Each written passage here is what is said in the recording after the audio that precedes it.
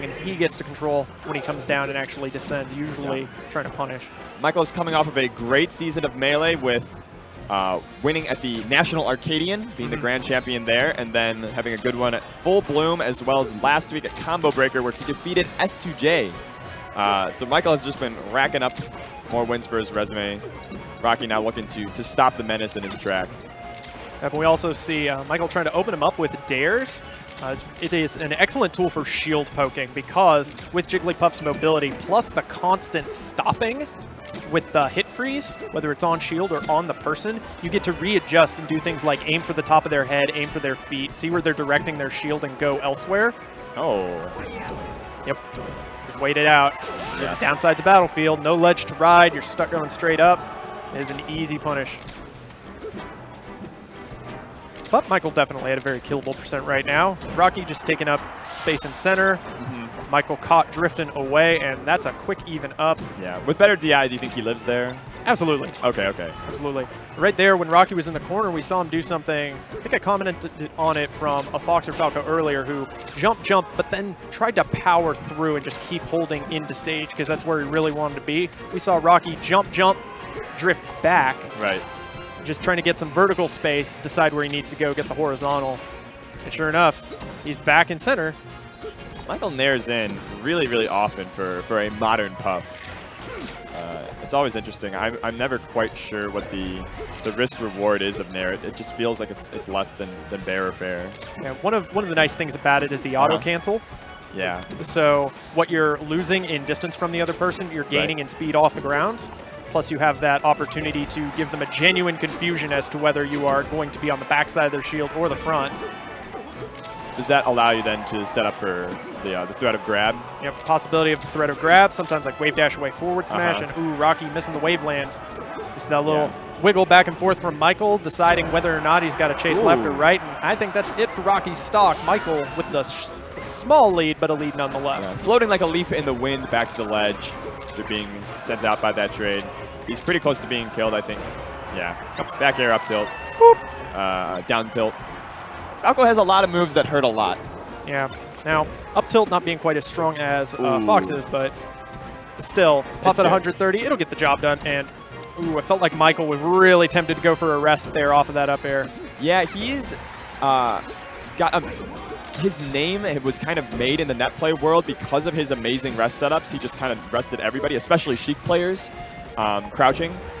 But in real life, in LAN, so to speak, Michael doesn't go for as many rest setups as you'd expect. He kind of tends to be more conservative and focusing on trying to use his aerials and get edge guards. Yeah, it might have a little something to do with how, you know, you can, playing online is it's potato chips, you know, you just have another one, have another one. If you drop this one on the floor, there's no big deal, there's 50 more in the bag. But here, it's like you tend to want to go for slightly less risky stuff just because if you're out, you're out.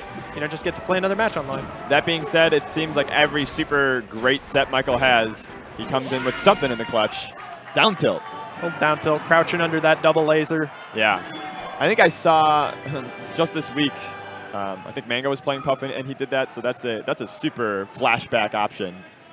It looks like a Marth out here. And yeah, Michael not trying to camp, not trying to run, not trying to like go in aggro with goofy risk setups, just playing a very measured game and just straight up outplaying Rocky. Yeah, all memes aside, like Michael is willing to play defensive, and when it is the best strategy, especially to come back, where he will force the opponent to take bad trade after bad trade until you're both at such high percent that, that Michael has a path to getting into the game. And that's pretty much how the match started, right? Yeah. We had high percent lead, or high percent, tiny lead, then Rocky comes back, kills him pretty quickly, then high percent, tiny lead, then chip, oh, quick kill, and then suddenly finding himself shoving Rocky off the level and getting a 2-stock. Like, that's sort of the formula of the Armada 3-stock. Right. Where Armada would go even in stocks with somebody, and then they would get him to like mid-high percent on stock 2. Comparing Armada to Michael is music to the ears of Chicago. That's an interesting formula, especially for like floaties who are able to survive more on the recovery end of things. So if you're DIing well, and you're Puff and Peach, who are a lot harder to edge guard than say a fast faller, you can sometimes get a lot of leases on life. Other characters can just develop Marthritis mid-match. It wasn't Rocky, it was Lance. what did Lance do in his match versus Puff that Rocky could be implementing maybe to get more advantages on Michael? Or what is Michael doing that like has changed the setups? He's not getting opened up so quickly for down airs, and he also didn't suicide twice game 1. That helps. Those things have something to do with it. A little bit, a little bit. But a lot of it is just not giving Rocky openings that turn into 50, 60% combos with position. It's if he's poking him, hits him off the stage, okay, Michael comes back, but he's not letting him go dare, dare, up tilt, whatever. It's 2-hit combos, and then Michael floats away. Yeah, and see, this is the Michael. He knows that there is no advantaged state for him to go in on Rocky right here, so he is just going to wait it out as long as he possibly can. Yeah, and you just swing at the edge, and you put up your little fence, put up your little wall. And if Rocky decides, hey, maybe he's reaching in a little too far, then he'll take a bit of damage. Might get knocked down, Michael can come in. But right now, Michael loses if he goes in. That's all there is to it. Right. If it's a trade or if it's a clean hit from Rocky, he dies. Just take it easy, you know? You got some figuring out to do. Wait for the tree to go away. I also like one of the other examples of Michael being aggressive was like in his win versus S2J, he was really up in. Oh, wow! Pop. Welcome to Michael. Yep. Does nothing, does nothing. Got him. Yeah, and that right there, that's at those percents where you're getting knocked down from Nair, whether you crouch cancel or not.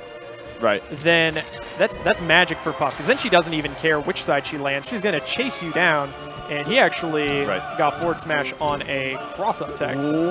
Off stage. Rocky makes it back. Solid shorten. I like Great Rocky. option from Michael, you know, tickling with the down air, but Rocky fading through it. Rocky being forced out of center stage.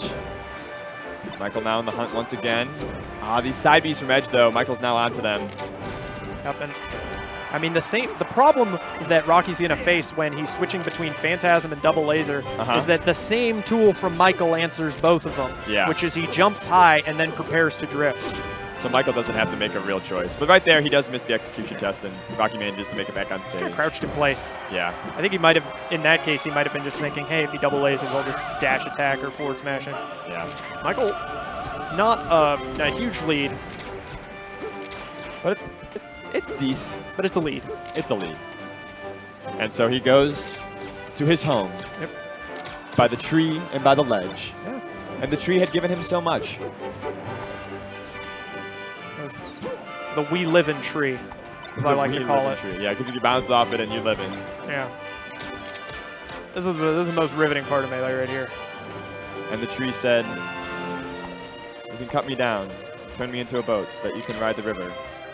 And float your way out of pools. And the tree was happy. Very cool. And right there, Michael actually using the exact same strategy for returning to center with the auto-cancel Nair. Right.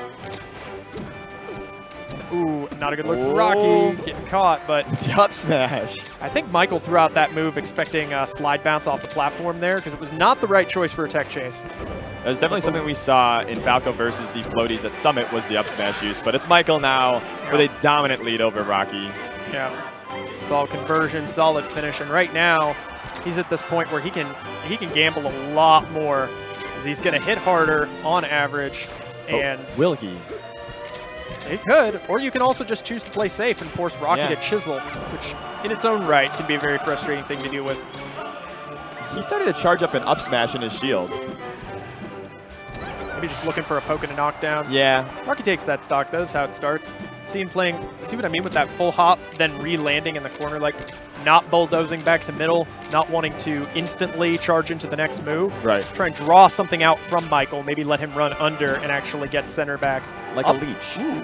Up smash trade, turn up tilt. Gets a back air, but it's still Michael, though. He just is very scary in this spot.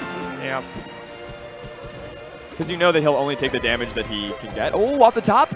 Not quite yet. Almost. Not the DI Michael would have wanted. Like, I think if he'd been 1 or 2% higher, then that, in fact, would have killed him off the top. Boom. Ooh, he finds the double. Rocky. Nice.